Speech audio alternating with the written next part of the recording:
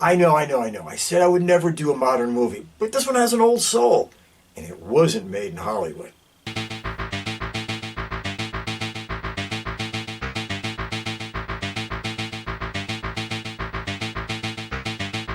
Okay, everybody, today we're going all the way back to, well, 5 years back, to 2017, to look at a little British flick called The Ritual.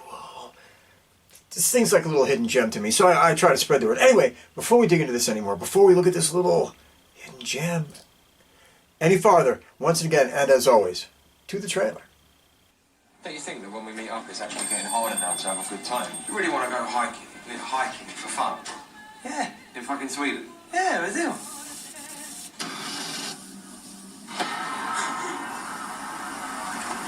Where the fuck is it? There's more! Stop filtering crying! I fucking move. Give me your wallet.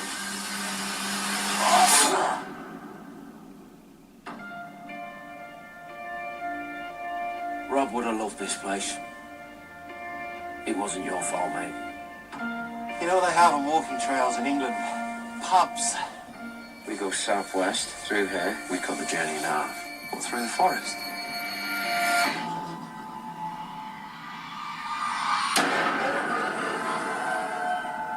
Got a hand job on one of those ones at a festival. Thanks, Phil. What a beautiful story.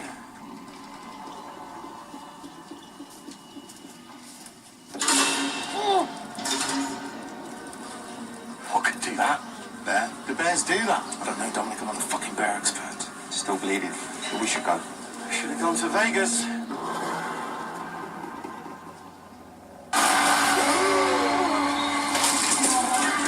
I woke up last night and look at this. Nothing's done that to you. You've done it to yourself. Listen, mate, we wouldn't be here if it wasn't for you. No, we wouldn't be here if it wasn't for you. Fucking cow.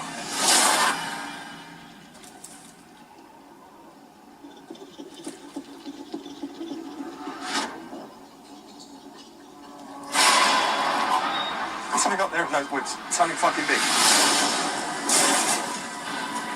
Oh my god. What is that? It's a warning. Well, this is clearly the house we'll get murdered in. We need to get out of here. They're hunting us. What the hell do they want? We're gonna have to run. Oh my god! 1, 2, 3.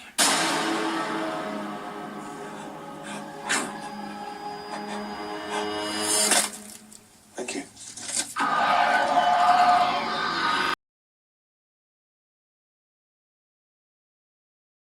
Okay, this motion picture was directed by David Bruckner.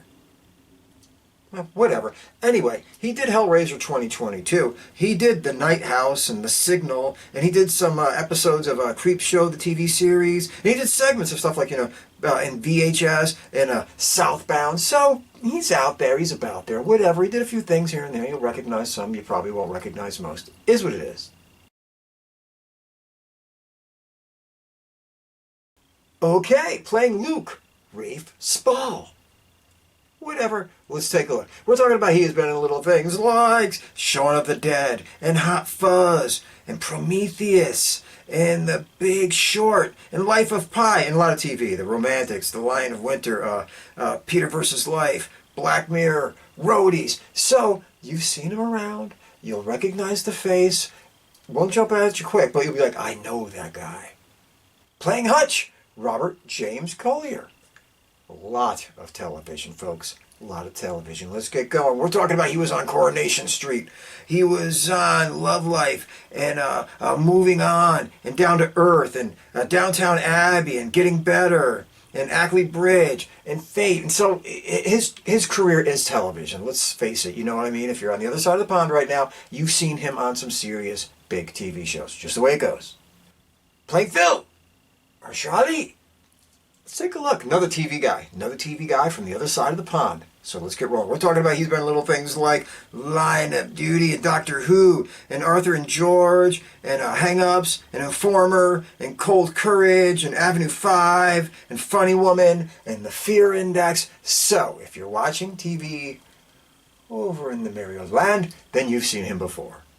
Playing Dom, Sam Troughton. Maybe a couple things. Alien vs. Predator, Sylvia, and tons of TV, just like all the other guys. You know, Robin Hood, Silent Witness, Ragdoll, The Outlaws, and Stefan, and The Trial of Christine Keeler. So again, there's a lot of TV fucking personalities in this motion picture. It's just the way it is. And finally playing Robert, Paul Reid. Is what it is. We're talking about Boy Eats Girl. We're talking about Never Grow Old and TV, Finding Joy, Professionals, The Alienist, Rebellion, Raw, The Clinic, Will, Vikings. So again, another TV heavy hitter. Most of this cast really, I say most of this cast really cut their teeth and made their bones on the screen. It's just the way it is. The little one, not the big one, the little one. You know it. Well, they're all big now. Okay, everybody, I'm going to try to do this story in 90 seconds or less so I can keep it short, keep it fast, keep it entertaining, keep it moving so we can get to it much rather be. Oh, yeah, the summation.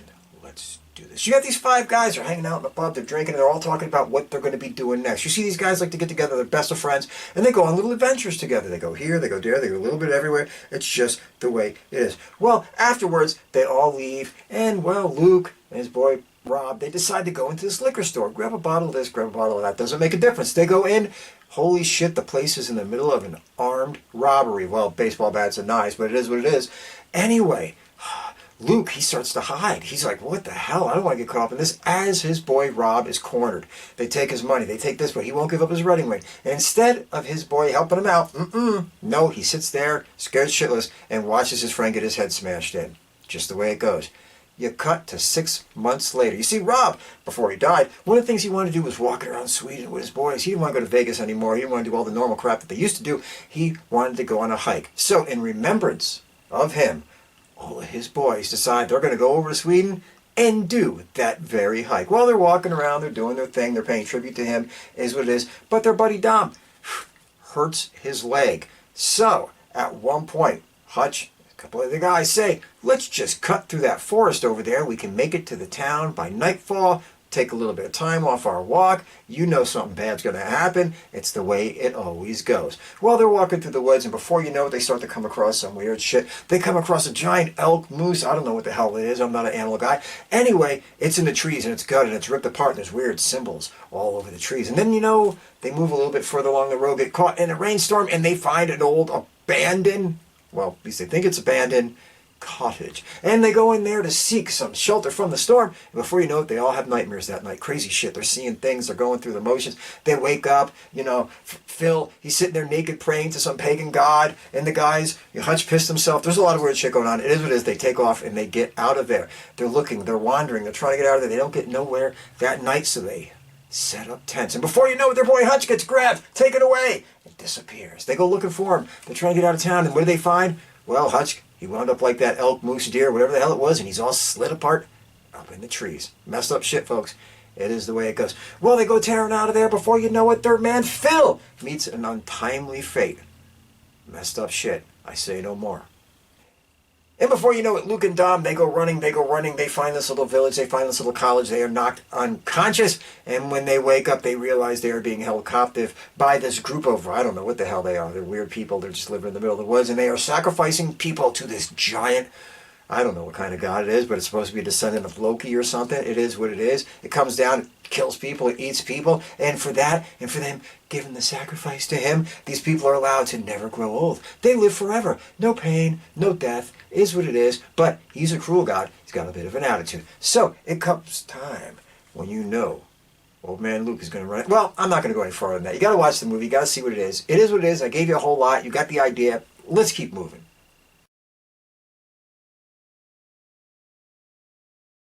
Okay, everybody, does the ritual work? Yes, the ritual works. I like this little flick. I don't know if it gets as much love as it should or as much attention as I think it deserves. But for a modern little movie, I like it because its soul is old. And we'll get into that in just a moment. Let's get the big three out of the way. The directing, movie looks good. It's shot well. The lighting is good. It's framed well. Some of the scenery is downright beautiful. It is what it is. So the directing, no knocking.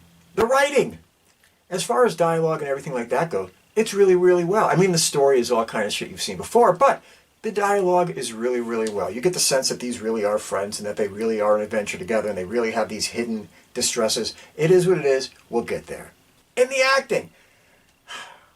I think this is one of those movies that the acting brings it up a notch above what the motion picture is, was, should be. Take it for what it is. The acting really is a saving grace in this motion picture. All the actors deliver. They do a wonderful job. They do more than a movie like this we would think should get. So, the acting, above par, to say the least. Okay, let's get back on track. What makes this motion picture work? Now, I keep saying this movie has an old soul because it doesn't feel like a movie that was made in 2017. Yeah, I mean, it's shot really pretty, and it's, you know, it's the camera and all that kind of shit lets you know that this is a modern motion picture. The resolution makes you know it's a modern motion picture. I get it. But when you watch it, you feel like you're going back to a kind of motion picture that doesn't get made very often. A good old little monster in the woods kind of fable. There's nothing new here by any stretch of the imagination. Let's be honest. I mean, this is basically like the Blair Witch Project meets, you know, the Wicker Man and throw in a little bit of the Creature from Black Lake, and you kind of got this motion picture. But if you love those kind of motion pictures, then you should like this. As I've said a million times before, one of the biggest things in a motion picture is vibe and pacing. And this motion picture has great vibe and great pacing. It's never a motion picture that kind of breaks into the world of being silly or stupid or has dumb humor in it. It stays kind of a tragic story dumped into a goddamn horror movie, and it stays true to that. So the vibe works. And then you have, like I said, the pacing. The pacing moves it along at a good clip. This movie does not feel slow. It's not dragging. It's not too sped up so that you're sitting there saying, what the hell? No, this motion picture is kept at a good little clip, marches at a very nice pace. And it's fast enough so that you can get to the end quickly, but it's slow enough so you can develop the characters, you can get to know the characters, and you can care before people start dying. And that's another thing about this motion picture. You have a drama within a drama. You have a friend who's torn up and guilt-ridden about the fact that he basically did nothing as his friend was killed right in front of him and just hid. He could have jumped up. There was two guys. There was two of them. He had glass bottles in his hands. He could have done something, but he didn't. He just didn't. I don't want to sit here and pass judgment, but he didn't.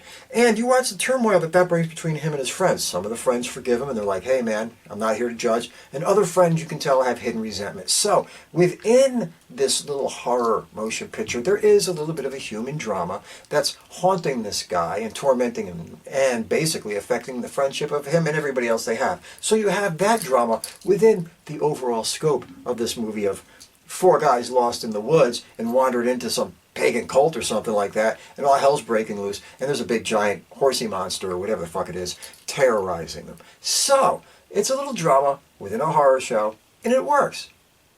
And another thing, the monster in this movie is kind of cool. Yes, we know some of it's CGI, Jesus God. Yes, we know some of it's practical, but they blended it together really, really well to make it look really, really good. There's never a point in this where you're looking at it and you're saying, oh, that CGI shit looks horrible. Or you're never looking at a point where you're saying, I can tell this is a direct moment when they just went to practical effects compared to CGI effects. It all just seems to go together well. Some of the fact that it was shot mostly in the dark really, really helps it. And the fact that it was really, really lit, kind of dark, really helps it. But that doesn't make a difference. It still works. And they didn't overshow the monster. Yes, you've seen it, but they didn't overshow the monster, which can kind of be a death knell in some of these flicks. So, on that, it works again. Does this movie have any flaws? You know, they all do. The ending was kind of like, all right, I guess, you know what I mean? It was kind of like a, the chase scene, and then, I made it, whatever. It wasn't the greatest ending that could have ever happened in a motion picture. I'm going to state that now. But everything up to that was good, and then the ending was all right, so don't look for too much. And also, sometimes you can get thrown a little bit into it when you're having him, reliving the death of his friend or being haunted by the death of his friend or being shown the visions of the death of his friend. Take it for what you will. Some of that kind of stuff is like, well, we've done this a couple times in the movie, we're doing it again. Yes, that takes place. But it doesn't really overly ruin the experience of the motion picture, and it doesn't wreck anything, so I forgive those kind of little moments. Again, folks, this is a fun little movie that you don't see every day. And How many times do you ever see a motion picture today that's basically got, except for a couple exceptions at the very end, an all-male cast? It's like a 5-dude movie. You remember how like The Thing was? It was like a bunch of guys and they're just doing their thing. There's no shit. There's no messages. There's nothing. That's how this movie was. It's 5 dudes hanging out, doing their thing. Well, 4 after the one dies, but you get the idea. You know what I'm talking about. That's what I mean. This is a motion picture that didn't belong in 2017. This belonged as like a Hammer flick way back in the day or something. This is one of those kind of movies that it was just made a couple years ago. Knowing that everything is original. Knowing that everything is groundbreaking. But it's a solid little flick. And for that, I wanted to give it some love. There you go. Okay, everybody. Be good. Take care. Stay out of trouble. Be kind to a stranger. Be there for a friend, unlike Luke in this motion picture. Ooh, maybe I shouldn't have went there. But above anything else, you'll probably never see me doing another one of these modern movies. Whatever. Okay. I digress. Beyond anything else, never, and I mean ever, take any bullshit from anybody. See you soon. And let me just give you a hint. The dude abides. Next episode. Bye, folks.